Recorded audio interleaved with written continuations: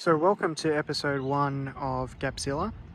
In this episode I'm just going to walk through the current modifications on the actual car.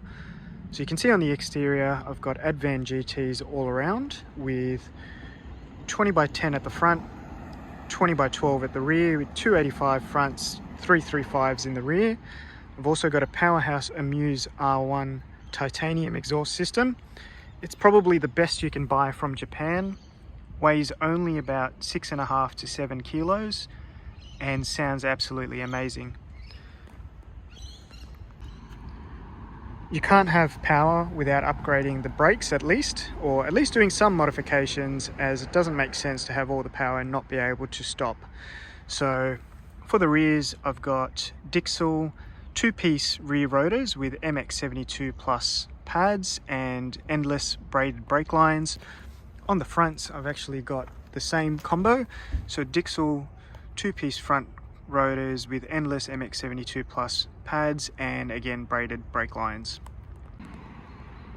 The interior of the car, I've had a little bit of retrimming done with Alcantara door cards and double red stitching. I've changed the seats because the front seats on the R35 probably combined weigh about 90 kilos. These Recaro Sportster CS cut about 40 kilos down, so the car weighs a lot less and then hopefully should go faster. Some more retrimming there. I've changed the steering wheel. That is a flat bottom, or a little bit of a flat bottom steering wheel with double red stitching and some Alcantara.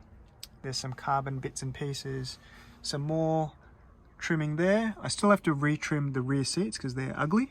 I'm sure you'll agree with me on that one. And I changed the gear knob. This is a black edition gear knob. They just look so nice.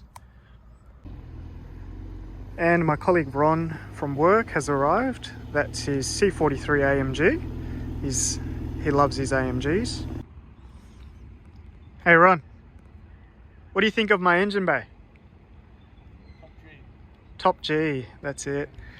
Alright, so what have we done to the engine? Alright, so we've got the AMS Inlet Manifold. It's got the 12 injector setup. I don't have the 6 on top plumbed in just yet, as I don't need it. I've got custom intercooler piping, as you can see, with plasma clamps all round.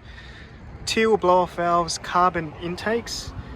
I've got the AMS Radiator Overflow. The stock one is actually yellow and looks really ugly, so that had to be changed. There's some titanium radiator pipes. It's a Radium catch can setup. That's a dual setup. I do have the triple. I haven't had a chance to install it just yet, but it is there. And fuel pressure regulator from Fuel Lab. I also have AMS fuel rails down there with braided hoses for the fuel system all around. It's got a flex fuel kit as well.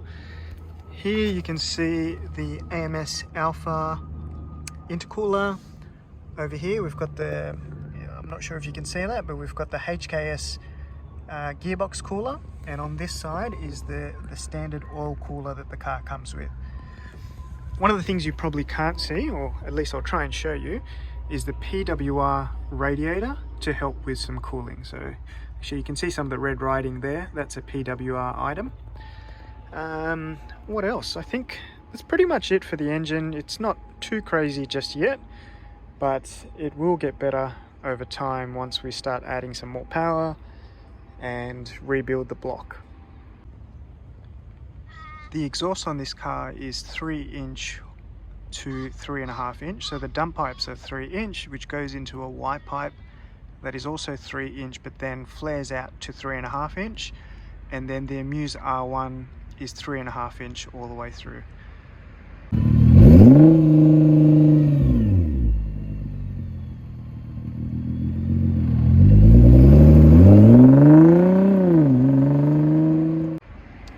You should probably check out the tyres, which is really fat on the rear. Have a look down here. They're absolutely massive.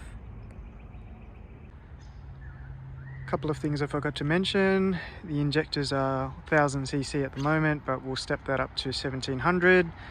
It's got upgraded fuel pumps, but we also need to change the fuel pumps into a triple pump setup, and it also has a TurboSmart 3-port boost solenoid. Initially I had the car tuned on Cobb, but then with the support stopping for Cobb, I had to switch over to Ecutek as I added more parts and we upped the power a little bit.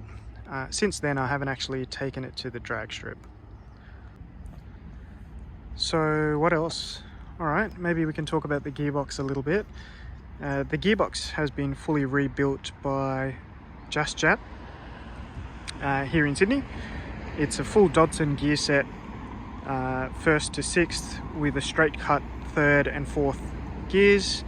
It's got the 9 plate, or 9 on each side, so 18 plate super stock clutch pack, which should be more than enough to hold about 1000 to 1100 horsepower.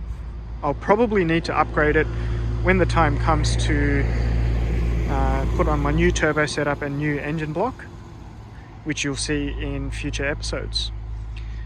So that's it, guys. That's it in a nutshell. The car as it stands, with a little bit over 600 horsepower to all 4 wheels. My fastest quarter mile time so far has been a 10.6 at 136.5 mile an hour.